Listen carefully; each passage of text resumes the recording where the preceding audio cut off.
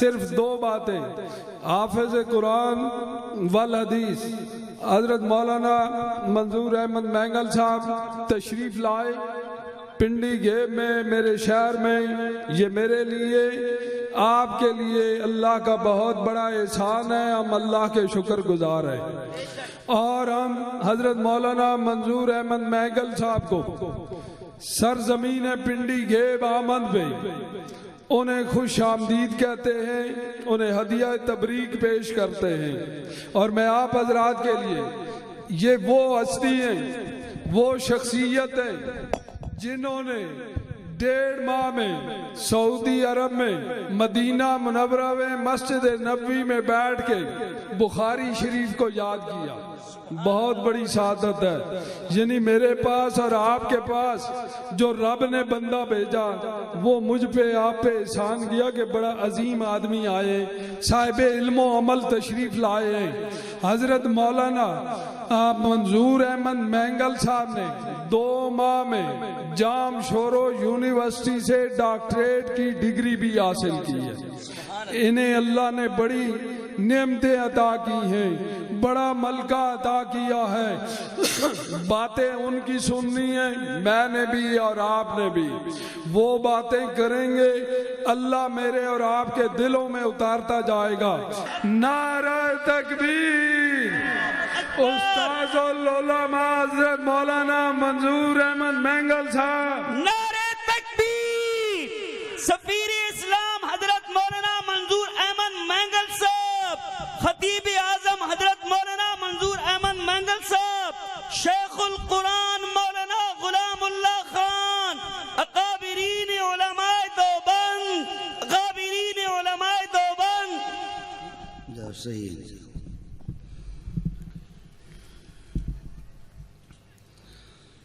بسم اللہ الرحمن الرحیم.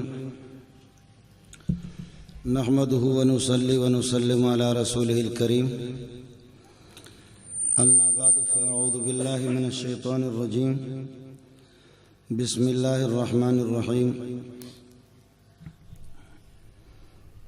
لقد كان لكم في رسول الله اسوة حسنة لمن كان يرجو الله واليوم الآخر وذكر الله كثيرا. اللهم صل على محمد وعلى آل محمد كما صليت على ابراہیم وعلى آل ابراہیم انك حمید مجید. آپ حضرات بھی درود شریف پڑھ لیں. اللهم بارک علی محمد وعلى آل محمد كما بارکت علی ابراہیم وعلى آل ابراہیم انك حمید مجید. اسٹیج پہ تشریف فرما حضرات علماء کرام, علاقے کے معزز حضرات, معزز سامعین, آپ نے اندازہ لگا بھی لیا کہ مولوی صاحب جیسے ہی ابتدائی 2 جملہ عربی کے انہوں نے قرآن پاک کی ایک آیت اور چھوٹا سا خطبہ بھی پڑھ نہ سکے, گلا اس کا بالکل بیٹھ چکا ہے. مجھے پشاور کے پٹھانوں نے بلایا, انہوں نے کہا کہ آپ آئیں, 1-2 جلسے آپ سے کرائیں گے. تقریباً 16-17 جلسے بھی. رات کو 3 بجے تک جو ہے نا میں چیختا رہا. ادھر مدرسے میں پڑھانے والے لوگ گلا بالکل بیٹھ چکا ہے. اور پھر برادر مکرم مولانا امجد صاحب کی سیلابی تقریر اور طوفانی تقریر کے بعد میری پھیکی باتیں آپ تھوڑی سنیں گے. آپ حضرات بھی کافی دیر سے تھکے ہوئی ہے. پھر جلسے کا عنوان سیرت النبی. مولوی حضرات کو بلایا گیا ہے کہ وہ رسول پاک صلی اللہ علیہ وسلم کا تعارف کرائیں گے اور آپ کی سیرت کو بیان کریں گے. مولوی نبی کا کیا تعارف کرے گا, وہ غریب اپنی مارکیٹ کی تعریف کرتا ہے. آپ بات سمجھ رہے نہیں سمجھ رہے؟ مولوی محمد رسول اللہ صلی اللہ علیہ وسلم کی کیا تعریف کرے گا؟ حضرت حسان بن ثابت جو صرف زبان حضرت حسان کی تھی لیکن اندر جو پاور تھا وہ جبریل کا تھا,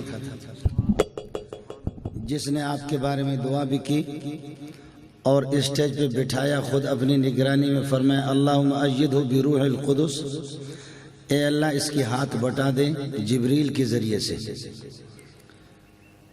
دعا کرنے والا محمد رسول اللہ، جس سے دعا مانگی جا رہی وہ اللہ کی ذات، عرش والی ذات، اور پھر فرما رہے ہیں کہ نہیں، عام فرشتوں کی بھی مدد، ان کی سپورٹ نہیں چاہیے، جبریل کی سپورٹ چاہیے۔ وہ حسان ابن ثابت نے بھی آخر میں آ کر کے انہوں نے بھی زبردست بات کی، اصل بات بھی وہی ہے مولویوں کے لیے بھی، فرمایا کہ ما ان مدحت محمدا بمقالتی ولیکن مدحت مقالتی بمحمد، ارے ہم محمد کی تعریف تو نہیں کرتے، ہم صرف اپنے اشعار کی قیمت بڑھاتے محمد کی طرف نسبت کر کے، ہم محمد رسول اللہ کی تعریف نہیں کرتے۔ ہمارے شیخ حضرت اقدس رئیس المحدثین مولانا سلیم اللہ خان صاحب وہ بھی فرماتے ہیں، اور اردو کا محاورہ بھی ہے، میرے بھائی یہاں مفتی آصف صاحب بھی موجود ہے، اور یہاں تعلیم یافتہ لکھے پڑھے حضرات موجود ہیں، کہتے یہ منہ اور یہ مسور کی دال، یہ منہ اور مسور کی دال دونوں کا جوڑ بھی دیکھو، جب کوئی غصہ ہو کر کے اس طریقہ پر کہتا ہے، ملا کو دیکھو کہ وہ محمد رسول اللہ کی تعریف کر رہا ہے۔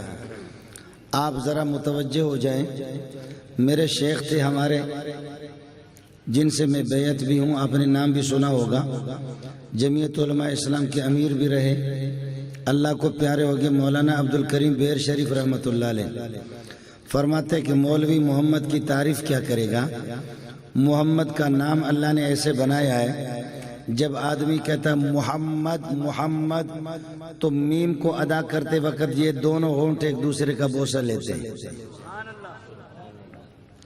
یہ کون سا علاقہ ہے؟ پنڈی گھیپ، پنڈی گھیپ۔ ہم لوگ تو بلوچ لوگ ہیں اور ہم لوگ ان پڑھ لوگ ہیں، ہمارے ہاں مشہور یہ ہے، قاریوں کے ہاں حافظوں کے ہاں مشہور یہی ہے کہ آدمی جب محمد کہتا ہے 2 مرتبہ اس میں میم آ جاتا ہے، محمد اور محمد کے جو میم ہے 2 مرتبہ میم آ گیا، قاری لوگ کہتے حروف شفویہ، شفت کہتے ہیں، اللہ آپ کا بلکہ شفت کہتے ہیں اس ہونٹ کو، مانا یہ کہ یہ دونوں ہونٹ پہلی مرتبہ میم ادا کرتے وقت ایک دوسرے سے ملیں گے، ملاپ کریں گے، ایک دوسرے کا بوسہ لیں گے، پھر اس کے بعد ہا آئے گا جو سینے تک پہنچتا ہے، حروف حلق میں سے جو سینے تک پہنچتا ہے، پھر اس کے بعد واپس میم آ جاتا ہے محمد۔ تو اب آپ لوگ یہ کرو، ہم لوگ تو ان پڑھ لوگ ہیں، بلوچ لوگ ہیں، آپ لوگ ماشاءاللہ پنڈی گھیب کے لوگ تعلیم یافتہ لوگ ہیں، اپنے اوپر والے ہونٹ کو اوپر کھینچو، نیچے والے کو نیچے، پھر محمد کر کے دکھاؤ۔ اور اگر آپ کو سمجھ میں نہ آ جائے تو میرے قریب آ جائے، تمہارے منہ کو کھینچوں میں۔ آپ سمجھ رہے؟ اس لیے وہ کون سا بدبخت ہے جو کہتا ہے کہ دیوبندی محمد رسول اللہ کی شان اور عظمت کے قائل نہیں ہے؟ دیوبندی کی باپ کو طاقت ہے کہ دیوبندی محمد رسول اللہ کو نہ مانے؟ نام ایسا میٹھا اللہ نے بنایا ہے، جب آدمی محمد کہے گا تو خود بخود ہونٹ ایک دوسرے کے بوسہ لے ہی لیں گے۔ آپ کو بات سمجھ میں آ گئی؟ نہیں آئی؟ اب اس کے بعد اگلی والی بات سمجھو، کوئی آدمی منہ سے استنجا کرتا ہے؟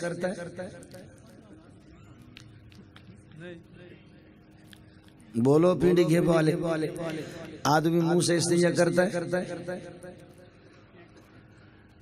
کوئی منہ سے تو استنجا نہیں کرتا، ہاتھوں سے انگلیوں سے استنجا کرتا ہے؟ نہیں کرتا ہے۔ تو ہم تو چومنے کے قائل ہیں، لیکن ہم کہتے ہیں اس سے محمد کو چومو جو کہ نہایت قیمت یہ، جس سے کبھی بھی آپ استنجا نہیں کرتے، آپ انگلیوں کو کیوں چومتے؟ اس سے استنجا کرتے۔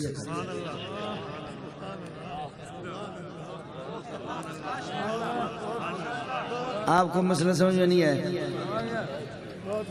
ہم نے آپ کو چومنے سے کب منع کیا ہے؟ ہم نے چومنے سے تو آپ کو منع نہیں کیا ہے، وہ خدا نے بنایا اس طرح۔ دیوبندی کے باپ کو بھی طاقت نہیں ہے کہ دیوبندی انکار کرے۔ دیوبندی نہیں بلکہ یہودی گالی دیتے تھے، کہتے تھے محمد لیس بمحمد بل ہوا مزمم، یہ محمد نہیں ہے بلکہ مزمم ہے، قابل مذمت ہے، عیبدار قسم کے ہیں۔ خدا نے خود فرمایا شرم کرو، ادھر سے تمہارے ہونٹ غیر اختیاری طور پر میرے سونے کا نام ادا کرتے وقت بوسہ بھی لے رہے. جب تم غیر اختیاری طور پر تمہارا منہ اس کا بوسہ لے رہا ہے تو بوسہ اس کا لیا جاتا ہے جو قابل تعریف ہوتا ہے، وہ قابل مذمت نہیں ہوتا. کچھ شرم تو کرو. آپ کو بات سمجھ میں نہیں آئی؟ یہودی بھی کہتے تھے کہ محمد لیس بھی محمد بل ہوا مذمم. وہ محمد نہیں ہے، مذمم ہے، قابل تعریف، قابل مذمت ہے اور وہ عیوب سے بھرا ہوا ہے. فرمایا بغیر تو کچھ تو شرم کرو. جو عیب جس میں عیوب ہوتے اس کا بوسہ کون لیتا ہے؟ یہودی ہو، عیسائی ہو، ہندو ہو، سکھ بھی ہو، جو بھی محمد کی برائی بھی بیان بھی کرتا ہے تب بھی کہتا محمد. ادھر سے تم غیر اختیاری طور پر بوسہ بھی لے رہے اور ادھر سے کہتے ہو کہ یہ قابل مذمت ہے. آپ کو بات سمجھ میں آئی ہے؟ تو اس لیے کہتے تو مان نہ مان میں تیرا مہمان. تو مان نہ مان میں تیرا مہمان. محمد کو مانو یا نہ مانو، محمد پہنچ ہی گیا ہر جگہ پر. ورفعنا لک ذکرک، جہاں اللہ ہے وہاں محمد پہنچ گیا صلی اللہ علیہ وسلم. ماننے والے بھی مان گئے اور نہ ماننے والے بھی مان گئے. وہ صرف ان کی حماقت ہے، ان کی جہالت ہے کہ اپنی جہالت میں کہہ رہے کہ ہم محمد کو نہیں مانتے. پھر اگلے والی بات سمجھو، جب آپ سجدے میں چلے جاتے تو یہ سر جو آپ کا ہوتا ہے، یہ سر آپ کے سر کا میں نہیں بتاتا، ہمارے مولویوں کے سر پر پگڑی ہوتی ہے تو یہ بالکل میم کی طرح ہوتا ہے.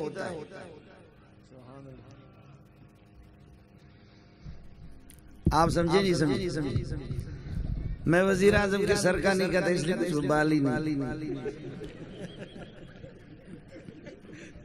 کہہ بھی نہیں سکتا کہ وہ گھوبی ہے یا شلجم ہے، کیا اس کا الگ مسئلہ ہے.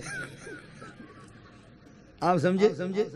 جب آدمی سجدے میں چلا جاتا ہے تو یہ جو سر ہے نا اس کا، یہ میم کی طرح ہے اور یہ پیٹ اس طریقے پر ہاتھوں کو ایسے کرتا ہے، ہاتھوں کا رخ قبلے کی طرف کرتا ہے. یہ پورا کا پورا پوری شکل اس کی ہاں کی بنتی ہے. یہ جو گھٹنے یہ میم، اور پھر پاؤں کو، ان کی انگلیوں کو حکم یہ ہے کہ سجدے کے دوران قبلے کی طرف ان کا رخ کرو. یہ بالکل دال بن گیا. یہ میم ہے، یہ ہاں ہے، یہ میم ہے، یہ دال ہے. آپ کا سجدہ اس وقت صحیح ہوگا جب لفظ محمد کی شکل بناؤ گے، اس کے بغیر کام نہیں چلے گا. آپ کو بات سمجھ میں نہیں ہے؟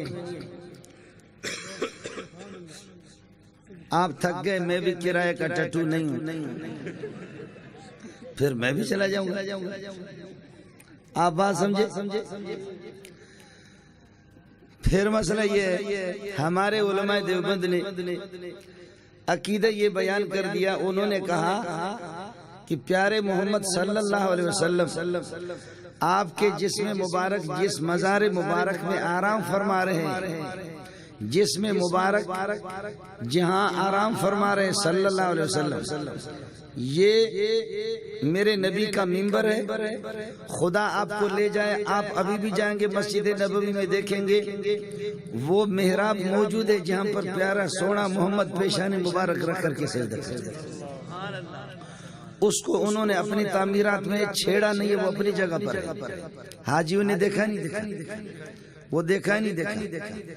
یہاں سے لے کر کے ادھر یہ عائشہ کا گھر ہے رضی اللہ تعالیٰ عنہ، ہماری والدہ، اور ادھر آپ کے دونوں ساتھی وزجیین محمد رسول اللہ کے ساتھ آپ کے قدموں میں آرام کرنے والے ابو بکر اور عمر، یہ دونوں کے دونوں یہاں سے اشارہ کر کے منبر سے محراب سے کہتا ما بین بیتی و منبری، ما بین بیتی و منبری روزۃ من ریاض الجنت.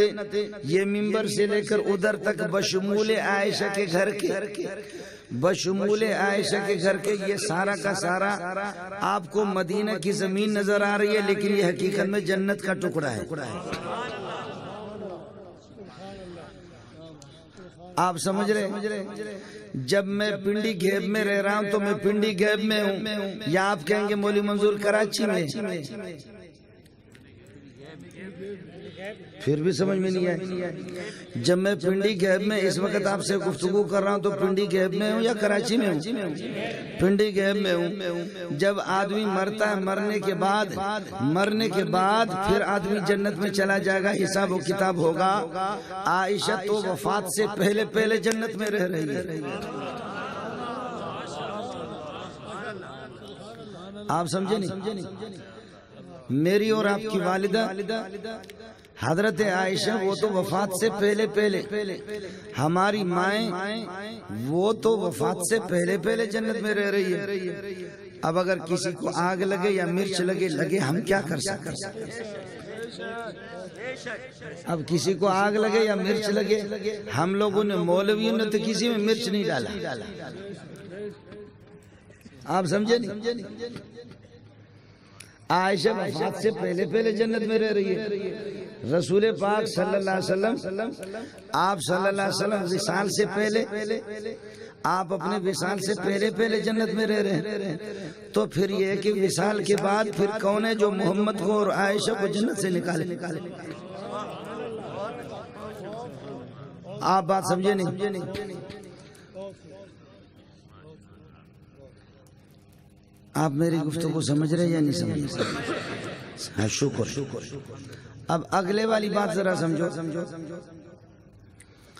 اگلے والا مسئلہ یہ ہے, اس لیے فرمایا جب حضرت اسرائیل علیہ السلام اصل نام ہے ملک الموت, لیکن پنڈی گیپ والے کہتے ہیں اسرائیل. ہمارے اساتذہ منع کرتے, وہ کہتے ہیں اسرائیل نہ کہو, ملک الموت. قل یتوفاکم ملک الموت الذی وکل بکم. حضرت ملک الموت علیہ السلام حضرت اسرائیل علیہ السلام جب آئے, فرمایا کہ اے روح محمدی چل. فرمایا کہاں چلے؟ فرمایا اللہ کا حکم آ گیا, طے شدہ ہمارے کاپیوں میں کہ 63 سال ہے. تو اما عائشہ ترمذی جلد اول میں حدیث موجود ہے. ذرا یہاں سے فرق آپ کو سمجھ میں آئے گا علماء دیوبند کا غیر علماء دیوبند کا. میں ان کی بھی جوتیوں پہ قربان جاؤں جو علماء دیوبند سے پہلے گزرے. خدا میرے ماں باپ کو ان علماء کی جوتیوں پہ بھی قربان کرے. میں یہ نہیں کہہ رہا علماء دیوبند کو ان پہ بڑھا بھی نہیں رہا ہوں, لیکن علم کسی کے میراث نہیں ہے, خدا جس کو جہاں بھی پہنچا دے.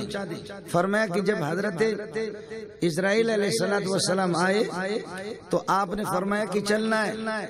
روح محمدی نے انکار نہیں کیا, دونوں کا آپس میں تصادم ہو گیا. ترمذی جلد اول کے اندر حدیث کی کتاب ہے, یہ اخبار جنگ نہیں, یہ حدیث کی کتاب ہے, اس میں موجود ہے. اما فرماتی ہے میں نے محمد رسول اللہ سے زیادہ بوقت وصال کے وقت روح پرواز کر جائے, میں نے اس ٹائم پہ محمد سے زیادہ کسی کو تکلیف میں نہیں دیکھا. آپ شدید تکلیف میں مبتلا تھے, پیارے کے پسینہ مبارک خوشبو پسینہ, آپ کے خوشبو والے پسینے چھوٹ رہے تھے.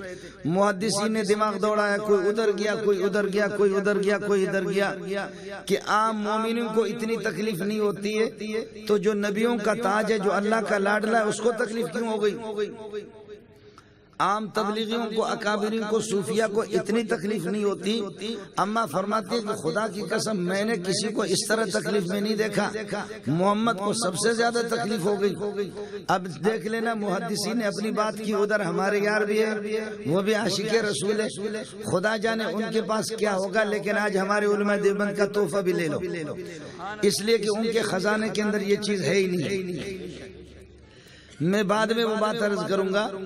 تو محدثین جتنے بھی بڑے بڑے محدثین سب نے کہا کہ آپ کو تکلیف اس لیے ہوئی, آدمی جتنا زیادہ طاقتور ہوتا ہے اس کی روح اتنی طاقتور ہوتی ہے. نبی 4000 انسانوں کی طاقت رکھتا ہے, ایک نبی 4000 انسانوں کی طاقت رکھتا ہے. تو روح جتنی طاقتور تھی تو اتنا ہی اس کے نکالنے میں زیادہ تکلیف محمد رسول اللہ کو ہو گئی. محدثین نے اپنی بات کہہ دی, انہوں نے آپ کو بھی خوش کر دیا, میں بھی خوش ہو گیا کہ بات توجیہ زبردست کر دی انہوں نے. بتایا کہ آپ طاقتور تھے، 4000 انسانوں کی طاقت، ایک انسان کی طاقت تھوڑی تھی، آپ کی روح اتنی طاقتور تھی، اس وجہ سے یہ کہ روح اور حضرت اسرائیل دونوں کا کشمکش ہو گیا، کھینچتے وقت اسرائیل کو خود تکلیف ہو گئی، اس روح کو نکالتے وقت تکلیف ہو گئی، آپ صلی اللہ علیہ وسلم کو تکلیف ہو گئی کہ آدمی بہت طاقتور، 4000 انسانوں کی طاقت، اس وجہ سے آپ کو تکلیف ہو گیا، آپ کے پسینے آ گئے۔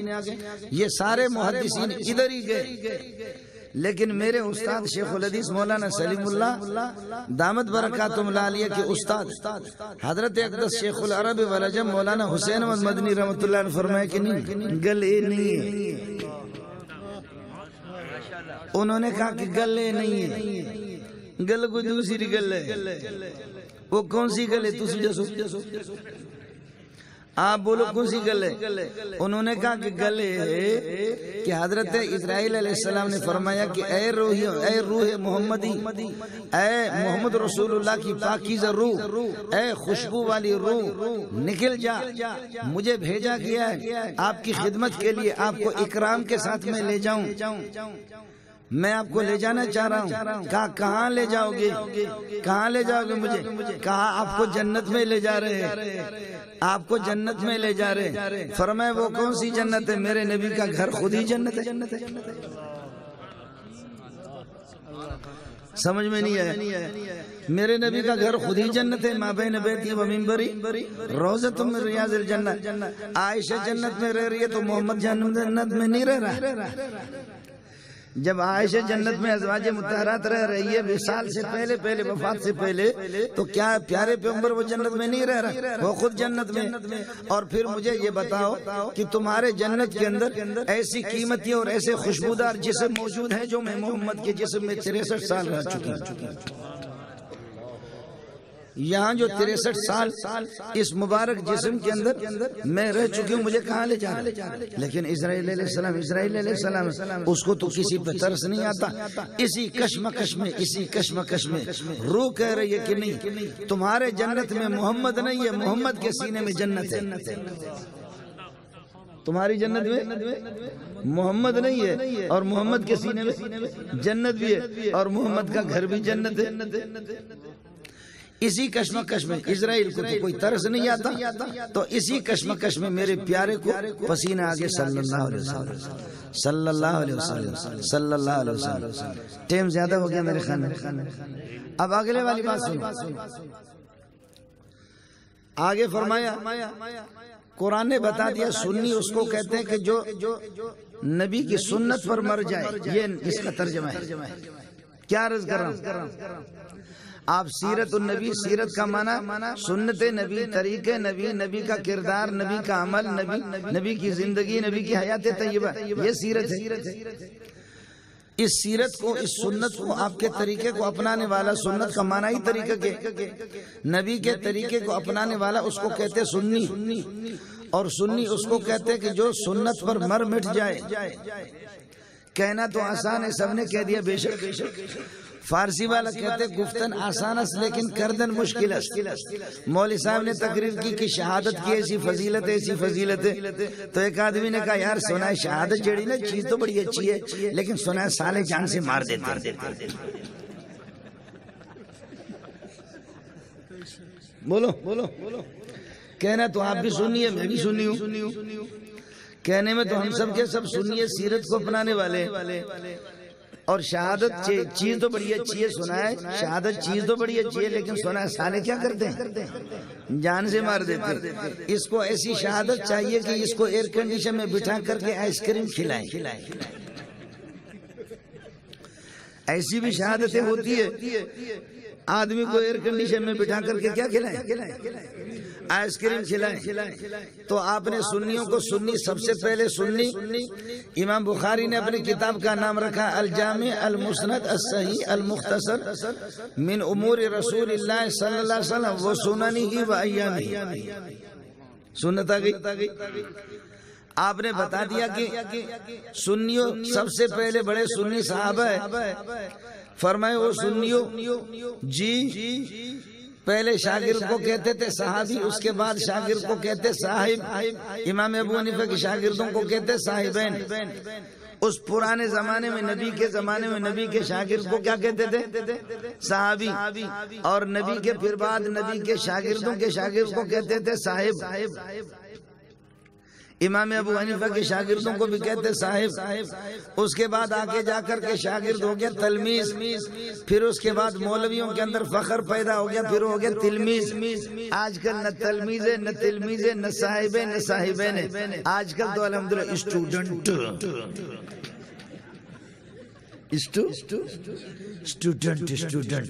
یہ ہمارا مولوی طلحہ یہ بھی اسٹوڈنٹ ہے، یہ بھی اسٹوڈنٹ ہے۔ میں نے ان سے عرض کیا کہ مجھے تقریر مقریر آتی نہیں ہے، اللہ ان کو جزائے خیر دے کہ انہوں نے کھانا کھلایا۔ میں نے کہا ایسا نہ ہو کہ آپ کے مولوی صاحب ہمارا کھانا بھی واپس کرو۔ آپ آج سمجھ رہے؟ فرمایا کہ وہ سنیو میرے شاگردوں، واقعہ آپ کو بتاتا ہوں۔ امام ابو داؤد، یہاں محدثین علماء موجود ہے، امام ابو داؤد نے ایک باب قائم کیا، حدیث کی کتاب ہے، صحیح کتاب ہے، باب صلاۃ الطالب، دشمن کو تلاش کرنے والا آدمی کس طرح نماز پڑھے۔ فرمایا اللہ کے بندو میرے شاگردوں، ایک آدمی جو میرے بھی مخالف، سنت کے بھی مخالف، تمہارے مخالف، خدا کا باغی، کون اس سے مجھے چھٹکارا، مجھے خلاصی دے گا؟ ایک صحابی اٹھے، کہنے لگے میں، دوسرا کہنے لگے میں اٹھے۔ آپ نے فرمایا آپ کو کہا آپ چلے جائیں۔ پتہ کیا کہ بھائی وہ کدھر نکل گیا، معلوم ہو گیا وہ مینا کی طرف نکلا، مینا سے مزدلفہ، مزدلفہ سے عرفات وہ نکلا، سنڈا منڈا پورا ٹخور، بڑا موٹا پپو جو میرے پیارے کو گالیاں دیتا تھا۔ پتہ چل گیا کہ موٹو خان کہاں کس طرف نکلا ہے، وہ جا کر کے عرفات 12 کلومیٹر پر ہے۔ صحابی کہتا ہے کہ میں دوڑا، اب تو پہاڑ کو تو سرنگ لگائے، نیچے سے گاڑیاں جاتی ہیں۔ اس زمانے میں اس پہاڑ پہ چڑھنا اور پھر اس کو پار کرنا، پھر مینا میں جانا، پھر مزدلفہ میں جانا، پھر عرفات میں، عصر کا ٹائم ہو گیا۔ سب کو سبحان اللہ۔ عصر کا ٹائم ہو گیا، کہنے لگے کہ میں حیران ہوں، ادھر سے سنڈو خان جا رہا ہے، سنڈا ادھر سے جا رہا ہے، اگر میں نماز پڑھتا ہوں تو سنڈا خان نکل جاتا ہے، اور سنڈو کو اگر پکڑنے جاتا ہوں تو نماز نکل جاتی۔ بولو کیا کریں؟ مفتی آصف بھی بیٹھا ہوا، بڑے بڑے علماء مفتی سب حیران ہیں کہ کیا کریں۔ آپ سمجھ رہے؟ مولوی منظور بھی فیل ہو گیا کہ کیا کرے، اگر نماز پڑھتا ہوں تو سنڈو خان میرے نبی کا دشمن نکل جاتا ہے، سنڈا، اور اگر یہ کہ کیا سنڈے کے پیچھے جاتا ہوں نماز نکل جاتی ہے، نماز پڑھتا ہوں تو سنڈو نکل جاتا ہے، کیا کروں؟ آپ سمجھ رہے؟ فرمایا کہ مجھے مفتی آصف سے پوچھنے کی ضرورت نہیں ہے، مفتی محمود سے بھی پوچھنے کی ضرورت نہیں ہے، مجھے حسین احمد سے بھی پوچھنے کی ضرورت نہیں ہے، میں محمد کا شاگرد ہوں، مجھے کسی علماء دیوبند سے، بریلویوں سے، کسی سے پوچھنے کی ضرورت نہیں ہے۔ کہنے لگے، میں نے کہا اللہ اکبر، ایسے ایسے جا رہا ہوں، الحمدللہ رب العالمین الرحمن الرحیم مالک یوم الدین، دوڑ رہا ہوں، اسی حالت میں قرات بھی کر رہا ہوں، اسی حالت میں دوڑ بھی لگا رہا ہوں، اسی حالت میں اشاروں سے رکوع بھی کر رہا ہوں، اسی حالت میں اشاروں میں سجدے بھی کر رہا ہوں، دوسری رکعت، تیسری، دوڑتے گیا، جا کر کے سنڈے خان پہ پہنچ گیا۔ اخبار جنگ آپ کو نہیں سنا رہا، آپ کو حدیث سنا رہا۔ جیسے میں پہنچتے ہی میں نے کہا کہ سلام علیکم، وعلیکم السلام، کہنے لگے سنگر آگلے دے، سنگر سدے پارے، کیسے آنا ہوا؟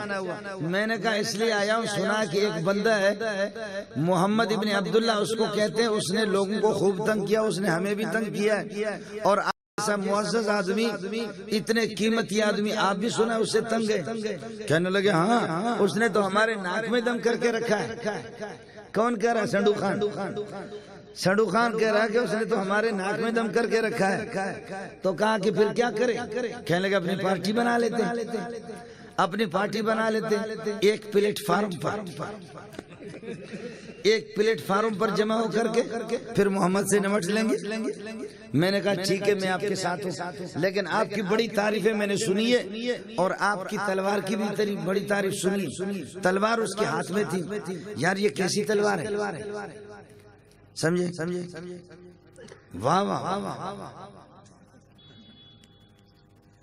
واہ واہ، اس کے دستے کا کیا کہنا؟ وہ بھی دیکھ رہا تھا کہ وہاں تلوار، ادھر دیکھنے لگا، ادھر مار کر کے سر اس کے تن سے جدا کر دیا، سر کو یہاں سے گلے کو کاٹنے کے بعد اس کو اٹھایا، وہاں سے اٹھا کر کے اسی حالت میں دوڑتے 12 کلومیٹر پہاڑی طے کر کے واپس آ گیا، 24 کلومیٹر پتہ نہیں عشاء کو پہنچے کب پہنچے، آ کر کے یہاں کہنے لگے افلحت فی وجہک یا محمد تو اپنے مقصد میں کامیاب ہو گیا، میری طرف سے یہ خدمت لے لے، میری طرف سے اس خدمت کو قبول کر لیں۔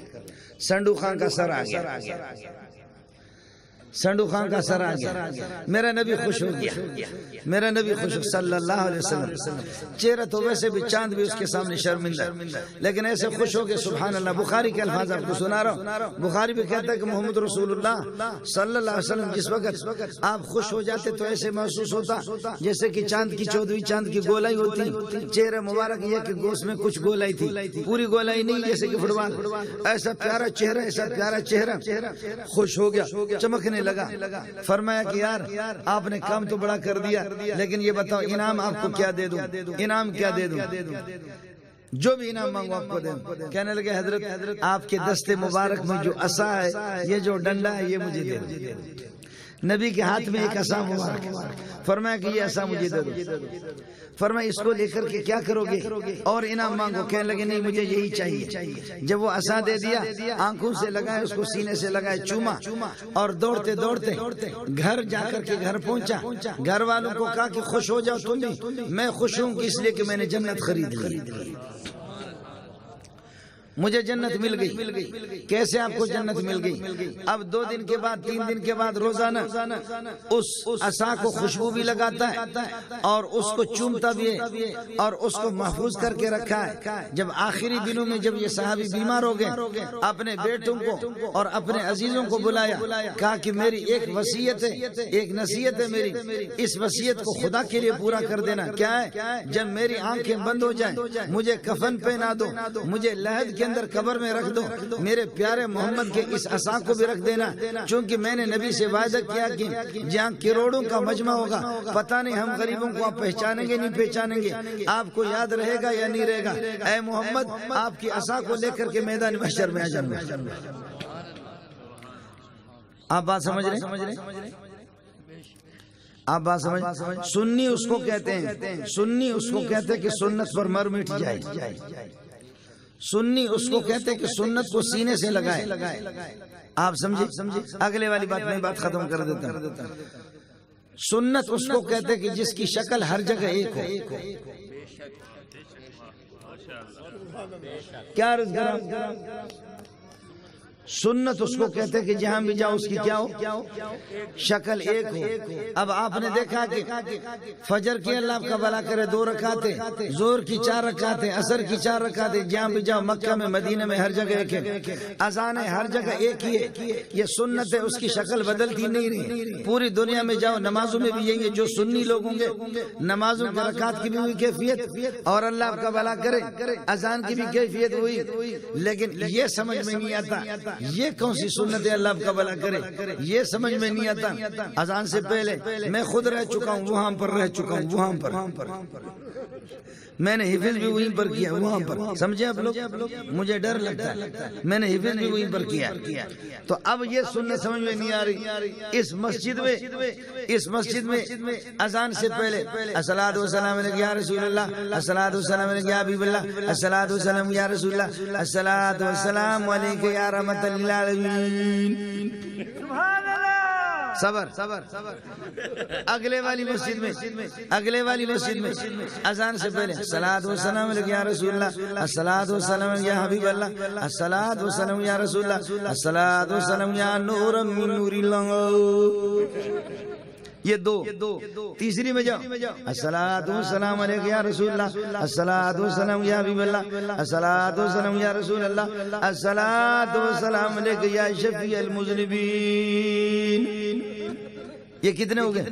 3۔ چوتھا الصلاۃ والسلام علیک یا رسول اللہ، الصلاۃ والسلام علیک یا حبیب اللہ، الصلاۃ والسلام علیک یا رسول اللہ، الصلاۃ والسلام علیک یا نور من نور اللہ۔ آپ سمجھ رہے؟ ایک یہ ہو گیا، ایک اور بھی ہے، ایک اور بھی ہے، آپ سمجھے؟ ایک اور بھی ہے، وہ اللہ اکبر اللہ اکبر اللہ اکبر اللہ اکبر ایک ہی سانس میں، اشہد ان لا الہ الا اللہ اشہد ان لا الہ الا اللہ اشہد ان محمد رسول اللہ اشہد ان محمد رسول اللہ۔ یہ اذان چونکہ اوپر سے آسمان سے آ گئی ہے تو ہر جملہ ایک ہی سانس میں، لیکن اس کے بعد جب اپنا جو کچھ ملایا نا اس میں وہ بڑا مسئلہ خراب ہے۔ باقی وزن بالکل برابر ہے، باقی وزن بالکل برابر ہے، لیکن یہاں اشہد ان محمد رسول اللہ کے بعد اشہد ان امیر المومنین و امام المتقین و غوث المذنبین علی حجت اللہ و وسیع رسول اللہ و خلیفۃ بلا فضل۔ بھائی سارے جملے آپ نے ایک ہی سانس میں کہا، تو یہ آپ ایک سانس میں کیوں نہیں کہتے؟ یہ سارا کا سارا ایک سانس میں کہو۔ اگر شلوار میں تمہاری ٹٹی نہیں نکلی مولی منظور کو لعنت کر لینا۔ سمجھ میں نہیں آیا؟ سنت اس کو کہتے ہیں، ہر جگہ اس کی شکل ایک ہو۔ سنت اس کو کہتے ہیں کہ اس کی شکل کیا ہو، ہر جگہ ایک ہو۔ یہ تو یہاں ہو گیا، پھر دوسری جگہوں میں یہ، دوسری جگہوں میں اشہد ان امیر المومنین علی ولی اللہ، تیسری میں اشہد ان امیر المومنین علی حجت اللہ۔ آپ سمجھے نہیں؟ میرا گلا ہی بیٹھ گیا، ورنہ یہ سارے گانے میں جانتا ہوں۔ آپ بات سمجھے نہیں سمجھے؟ اس لیے سنت کو سینے سے لگاؤ، محمد قیامت کے دن تمہیں سینے سے لگائے۔ مہربانی کرو، عمل چھوٹا بھی ہو لیکن سنت کے مطابق ہو۔ عیدگاہ میں نماز عید شروع ہو رہی ہے، خطیب ابھی تک نہیں آیا ہے، حضرت علی اور صحابہ کی جماعت بیٹھی ہوئی ہے۔ تابعین اس کو کہتے ہیں جس نے صحابی کو دیکھا، ایک بوڑھا تابعی وہ کھڑا ہو گیا، نماز عید سے پہلے 2 رکعت نفل اس نے شروع کر دی۔ حضرت علی نے پاؤں سے پکڑا، کھینچا، مسند احمد کی پہلی جلد کے اندر حدیث موجود ہے، اس کو کھینچا، کھینچ کر کے ظاہر ہے کہ کھینچنے والا علی تھا، ایسے جھڑکا اس کو، وہ آدمی گر پڑا، کہنے لگے علی میں نے کسی کی ماں باپ کو تو گالی نہیں دی ہے، علی میں نے کوئی گناہ تو نہیں کیا، ان پوری دنیا کے سامنے علی تم نے مجھے ذلیل کر دیا، کیوں ذلیل کر دیا؟ میں تو نماز پڑھ رہا تھا، میں نے کس کی مخالفت کی، کس کو میں نے گالی دیا؟ فرمایا بیٹھ جا، اجلس، بیٹھ جا، لأنک خالفت رسول اللہ، تو میرے سونے محمد کی مخالفت کر رہا۔ میں نے نماز عید سے پہلے عیدگاہ کے اندر محمد رسول اللہ کو میں نے نماز پڑھتے نفل پڑھتے میں نے ہجرت کہنا سڑے بکواس مکاؤ۔ آپ سمجھ رہے نہیں سمجھ؟ لوکی سنیے، لوکی جانتے ہو؟ کدو، لوکی کدو، لوکی کدو۔ مولوی صاحب پیر صاحب غریب گیا، اس کے لیے کسی نے کدو پکایا، کدو۔ مرید نے پیر صاحب کے چہرے پر جب کدو اس کے سامنے پیش کیا، چہرے پر 15 بج گیا، 12 بج گیا۔ پیر صاحب کہنے لگے کہ یہ کیا؟ کہنے لگے حضرت ترمذی میں حدیث موجود ہے، ان النبی صلی اللہ علیہ وسلم کان یحب الدبا، دبا کہتے کدو کو، نبی پاک خود آپ صلی اللہ علیہ وسلم کدو کو پسند کرتے تھے، تو آپ کی پسند وہ ہوگی جو نبی کی پسند ہوگی؟ کہنے لگے وہ بڑے لوگ ہیں، آسمانوں تک پہنچے، ہم گناہ گار ہیں، ہمارے لیے گلیوں میں گندگی کھانے والی مرغیاں وہ صحیح، وہ تو کیا ہم وہ بڑے لوگ سمجھے، ملا کے لیے راستہ تو نکلے۔ آج مجھے مولی تعالیٰ نے مجھے بھی حلوہ کھلایا، میں نے کہا جزاک اللہ۔ ترمذی میں حدیث ہے، ان النبی صلی اللہ علیہ وسلم کان یحب الحلوہ، حلوہ کا معنی میٹھی چیز کوئی بھی ہو۔ یہ اس کی سازش تھی کہ مولی منظور حلوہ کھائے کھانا نہ کھائے، میں نے کہا نہیں پہلے کھانا کھاؤں اس کے بعد حلوہ کھاؤں، تو گڑبڑ کر رہا ہے، اس طریقہ پر نہیں ہوگا۔ لیکن ویسے آپ لوگوں کو ترتیب بتا دوں، عرب کے ہاں ترتیب یہ میٹھی چیز پہلے کھاتے ہیں، یہی ہوتا کہ افطار کے وقت کھجور کے دانے آپ پہلے کھائیں گے میٹھا، اس کے بعد پھر یہ کہ باقی کھانا کھائیں گے، اصل سنت یہی ہے۔ آپ سمجھ رہے نہیں سمجھ رہے؟ یہ خیر اصل بات میں نے آپ کو بتا دی۔ ایک آدمی نے کہا کہ مجھے کدو پسند نہیں ہے، کدو پسند نہیں ہے مجھے۔ امام ابو یوسف چیف جسٹس تھے، ہارون الرشید صدر تھا۔ امام ابو یوسف نے تلوار ہاتھ میں تھی، کہنے لگے ایھا الخبیث جدد ایمانک، کلمہ پڑھو ورنہ ویلا لاسلن السیف، خدا کی قسم تلوار نیام سے نکالوں گا، ولا اضربن عنقک، کہ تیرا سر قلم کر دوں گا۔ بے غیرت، جاؤ جہنم میں، نہ کھاؤ کدو نا، لیکن تو عیب جوئی کیوں کرتا ہے؟ تو کیوں سنت کو ذلیل کیوں سمجھتا ہے، حقیر سمجھتا ہے؟ جاؤ جہنم میں، نہ کھاؤ، لیکن تو سنت کا مذاق اڑا رہا ہے۔ اس لیے عرض کیا، وقت پورا ہو چکا ہے، عرض آپ سے کیا، آخری بات جو آپ سے عرض کر رہا وہ یہ ہے، للہ فی اللہ۔ مولانا رومی نے بڑی پیاری بات کی، فرمایا کہ جب رسول پاک صلی اللہ علیہ وسلم کا یہ جو ممبر تھا جہاں پر محراب خدا آپ کو لے جا، آپ جب وہ دیکھے ما بین بیتی و ممبری روضۃ من ریاض الجنت، اس جگہ پر کھجور کا ایک تنا تھا، کھجور کا ایک تنا تھا، اس تنے پر اور کھجور کی اس تنے پر، اس لکڑی پر آپ سہارا لگا کر کے خطبہ دیتے تھے اور اسی پر واعظ و نصیحت کرتے تھے۔ لیکن آپ کے لیے ایک، آپ صلی اللہ علیہ وسلم کے لیے ایک اسٹیج بنایا گیا، ممبر آپ کے لیے بنایا گیا۔ میں بات ختم کر دیتا ہوں۔ جب ممبر بنایا گیا تو آج نیا ممبر ادھر رکھ دیا ہے، اس ممبر کے طرف رسول پاک صلی اللہ علیہ وسلم ممبر کے لیے جیسے ممبر کی طرف چلے گئے تو کھجور نے رونا شروع کر دیا۔ صحابہ کی جماعت موجود تھی، کھجور رونا شروع کر دیا، صحابہ بھی حیران ہو گئے۔ اب الفاظ ذرا سنو، مولانا رومی کہتا ہے سنت کو جو آدمی سنت کو ترک کر دے یا دین کی مخالفت کر دے، آپ جب روئیں گے دین کے لیے، جب روئیں گے تو محمد بھی آپ کو سینے سے لگائے گا۔ میرے نبی آ کر کے اس کو سینے سے لگایا، حدیث میں آتا فلتزمہ، دوسرے یہ کہ الفاظ یہ کہ فاتنکہ، آپ نے اس کو سینے سے لگایا، آپ نے اسے معانقہ کیا۔ کھجور سے پوچھا، میں یہ بات کہہ کر آپ سے ختم کر دوں گا۔ کہنے لگے کہ کھجور کا تنا تو کیوں رو رہا؟ کہنے لگے حضرت پہلے میرے اور آپ کی دوستی تھی، میں چاہ رہا تھا کہ قیامت تک آپ مجھے چھوڑیں گے نہیں، کیا میری بدقسمتی ہے کہ آپ نے مجھے چھوڑا؟ اندر سے میں کھوکھلا ہو چکا ہوں، میرا کلیجہ پھٹ گیا ہے۔ کھجور کا کلیجہ کیسے ہوتا ہے میں نے بھی نہیں دیکھا ہے، لیکن حدیث کے الفاظ آپ کو بتا رہا ہوں۔ رسول پاک صلی اللہ علیہ وسلم آگے، ابو بکر بھی حیران، عمر، عثمان، علی، سارے صحابہ مسجد نبوی کے اندر حیران ہے۔ رسول پاک نے آ کر کے سینے سے اس کو لگایا، فرمایا کہ بولو بولو، آپ کے لیے دعا کر دو، خدا آپ کو ہرا بھرا کر دے۔ کہنے لگے نہیں، یہ چیز مجھے نہیں چاہیے۔ کہنے لگے کیا چاہیے؟ کیا چاہیے آپ کو؟ فرمایا محمد اپنا کان میرے قریب کر دو۔ رسول پاک صلی اللہ علیہ وسلم نے حدیث میں نقل کیا، فاسقا لہا اذنہ، نبی نے اپنے کان اس کے ساتھ، نبی پاک صلی اللہ علیہ وسلم نے اپنے کان اس کھجور کے ساتھ لگایا۔ کہنے لگے کہ بولو بولو کیا چاہیے آپ کو؟ فرمایا سونا محمد میرے ساتھ وعدہ کرو، یا قیامت تک اسی طرح روتی رہوں گی اسی طریقے پر، یا میرے ساتھ وعدہ کرو قیامت کے دن مجھے میدان محشر میں آپ اپنے لیے ممبر بنائیں گے۔ اب اگلے والے الفاظ سنو، حدیث کے الفاظ کہہ کر کے آپ سے رخصت چاہوں گا۔ میرے نبی نے فرمایا فوالذی نفس محمد بیدہ لو لم التزم لم یزل باقیا الی یوم القیامت، خدا کی قسم میں محمد اگر اس کو سینے سے نہ لگاتا قیامت تک پوری دنیا اس کو دیکھتی یہ روتے رہتا۔